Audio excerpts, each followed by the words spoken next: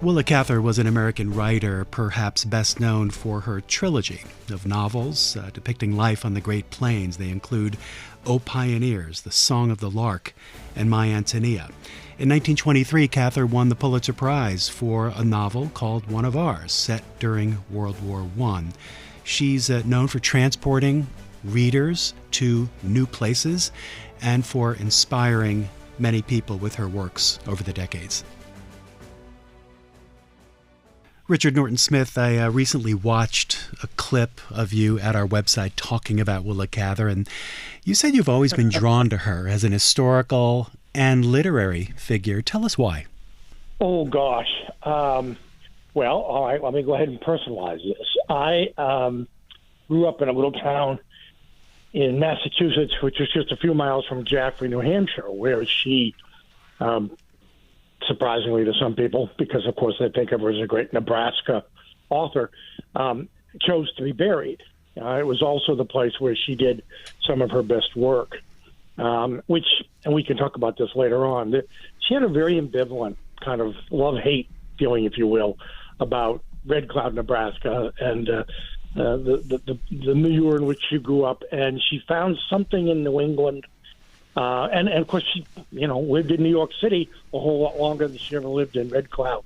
But that just begins to hint at the incredible range of this woman's life and her work. So I actually visited her gravesite up in Jaffrey Center in the shadow of Mount Monadnock before I ever read one of her novels. And then in the summer of 1976, I sat down and read them all, and all but one. It took me several years to get to that, but anyway, and to tell you the impact they have, I remember PBS did a wonderful documentary. You can find it online. It's called Willa Cather, The Road Is All, and it's about 25 years old, but it's just superb. And among the on-camera interpreters of Cather is David McCullough. And he sort of answers the question that you asked. And he personalized it. He said there's a feeling about her writing. When you read that book, My Antonia, the feeling you get from that book, 10 years later, you can still conjure up that feeling. There's something, it's a combination of landscape. One of Cather's hallmarks is the environment, the physical environment is perhaps the leading character in the stories that she tells. And I read a book called Shadows on the Rock, which is not widely known today. It was written in 1931. It's set in 17th century Quebec, historical fiction. And I was so mesmerized by the experience that I booked a flight to Quebec City. And I've been back half a dozen times since. I had the similar experience, probably her best regarded novel was called Death Comes for the Archbishop in 1927, I believe. Anyway, set in and around Santa Fe, New Mexico. And again, I got on a plane and I flew there because I had to see for myself these places and this culture and these people that Cather had depicted so memorably. So, it's that. I mean, I don't know if people read Mark Twain and feel they have to go to Hannibal, or F. Scott Fitzgerald and they have to head for Long Island. But there's something about Cather's ability to breathe life into another period. She's a great historian, not an academic historian, but a literary historian, in that she can depict a period 300-400 years in the past with absolute credibility. And you live in it for a few hundred pages, and then if you're like me, you decide, I want to live in it for, a few days longer. Did Willa Cather have other interests growing up? And then where did that spark, or when did that spark occur for her to be a writer? When did she realize she had that talent? That's a great question. She was born in 1873, which meant she was kind of a child of the post-Civil War era in rural Virginia. And when she was 9 years old, her father moved the family to Nebraska. And there's this remarkable scene where she looks upon this landscape for the first time. And she can't believe what she isn't seeing. She doesn't see trees. She doesn't see shrubs. She doesn't see gardens. She said, it's not even a country. It's the pieces out of which a country are made. And she said for the first year or so, both she and her mother never stopped crying. The contrast between the comfortable ways that they had known in Virginia and this strange, almost lunar landscape. But she had lifelong, she was blessed with all sorts of talent, and one of them was a talent for curiosity. She was also a nonconformist from the beginning. When she was 14 years old, she went to the barber and had her hair all cut off. She thought she'd be a doctor. She befriended the local doctors in Red Cloud, and she made the acquaintance through them of the immigrant families that had, we often mistakenly think that the immigrant experience is defined by the Lower East Side of Manhattan, and to some degree it is. But Cather is the author who introduced us to the immigrant experience in the American heartland. And she befriended Bohemians and Scandinavians and Germans, and she listened to their stories. I think that's where she first perhaps picked up that unique gift she had for listening before she could relate herself. She went to the University of Nebraska, thought she'd be a doctor. And but once she saw a teacher, without telling her, actually submitted an essay she'd written on Thomas Carlyle to the Lincoln newspaper, and it changed her life. She said there was something about seeing her words in print that was almost hypnotic, and that really is the origins, I suppose, of her professional career as a writer. She moved to Pittsburgh. Again, we always think of Cather as a Nebraska author. That's like saying Robert Frost is a New Hampshire poet. The fact is, she actually lived in Red Cloud less time than she did in Pittsburgh. She went to Pittsburgh to edit a women's magazine. She also supported herself as a high school English teacher. And she was learning her craft. She was writing poetry and short stories. And she befriended a woman named Isabel McClung, who became her dearest friend. They traveled the world together, discovered Europe together. Cather became a lifelong Francophile. She adored French literature, French cooking. In 1903, still in Pittsburgh, she published a volume of poetry called April Twilights. 3 years later, S.S. McClure, the great muckraking journalist whose magazine was probably the premier publication of its kind. Anyway, he hired Cather to be his editor, which is really remarkable. You stop to think, this woman who was at that point 33 years old, from Red Cloud, Nebraska, editing perhaps the most influential magazine in America. And she did that for several years, wrote her first novel called Alexander's Bridge in 1912. She was almost 40 years old. She regarded it as a failure afterwards because it wasn't her voice. She was under the sway of Henry James, whom she admired extravagantly.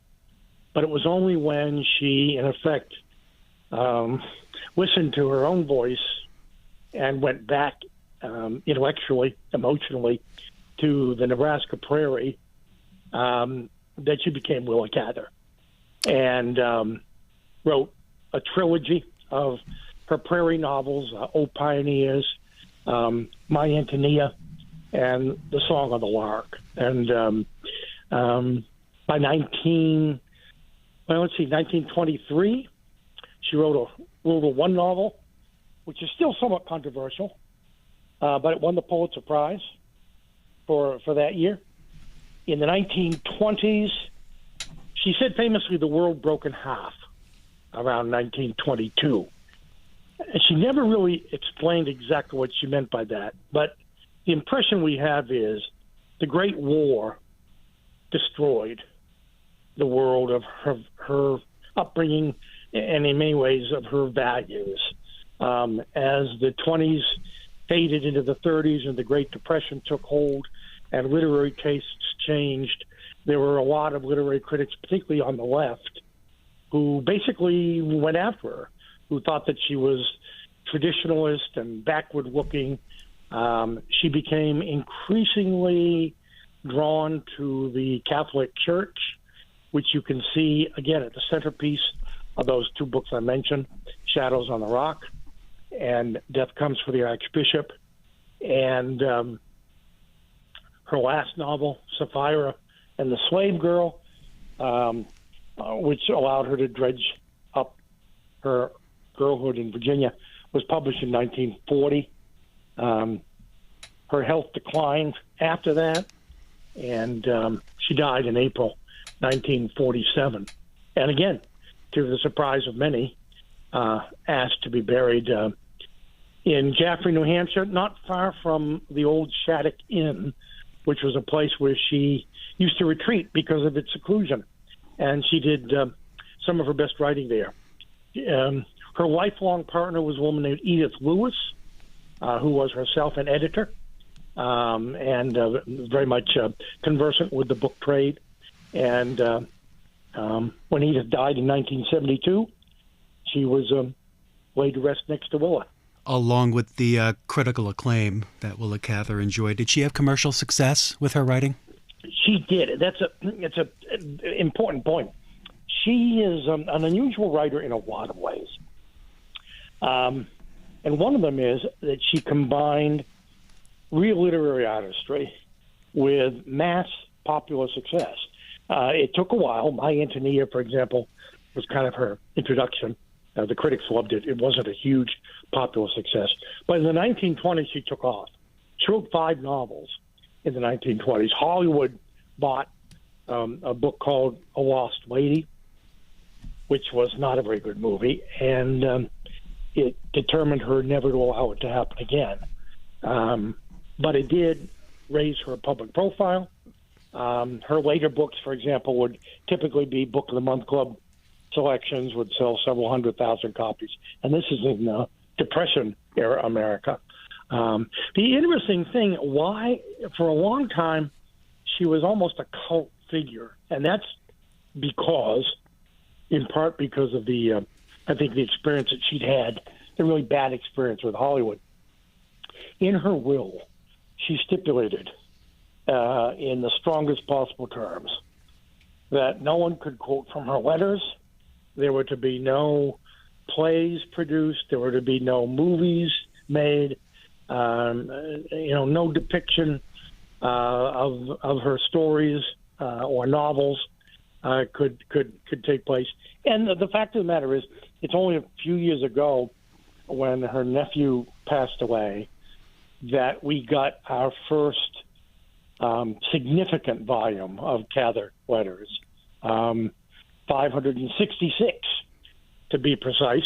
And you can imagine, I mean, first of all, she turns out to be a wonderful letter writer, and a woman who guarded her privacy as fervently as she did. You can understand why. If you read her letters, they are very revealing, and we're still learning. There are now over 2,000 of her letters that have been made public, and no doubt there are many more. She burned all of her own. She burned hers. I believe Edith Lewis burned their correspondence. She asked friends to do likewise. Fortunately, many of them did not. So we're still learning. You mentioned somewhat of a private person. Was she political at all in any significant way? That's interesting. She's thought of as something of a literary conservative. I'm not sure I know what that means. She came under criticism from certainly New Deal sympathetic critics and left-wing literary critics, people like Granville Hicks and Edmund Wilson, who just thought she was her crime was being old-fashioned, and perhaps it was conservative, or it seemed conservative at the time for her to be as increasingly wedded to organized religion as she was. But it was, the old values. I have to say, there are some books that Cather wrote that you almost have to attain a certain age and have lived a certain amount to fully appreciate. My favorite Cather novel is called The Professor's House. It was published, I believe, the same year as The Great Gatsby. By the way, Scott Fitzgerald said that Cather was more successful with My Antonia than he was. And I don't mean commercially. I think he meant artistically than he was with The Great Gatsby. The Professor's House is a classic Cather novel. There's not a lot of plotting. What happens is less significant than what you experience as a reader. It's almost a mirror held up to you as a reader. There's a professor named Godfrey St. Peter who is of a certain age and who has completed his 8-volume masterwork, History of Spain in the New World. And so basically his career is pretty much behind him. He's in a more or less loveless, or at least unromantic marriage. His daughters pretty much care mostly about clothes and money. And he's, at an age when what are you living for? What are you looking forward to? What's your sense of purpose? And basically he's made the money that he can gratify their desires to build a new house. And he builds the new house only to discover that he is incapable, emotionally or otherwise, of leaving the old house.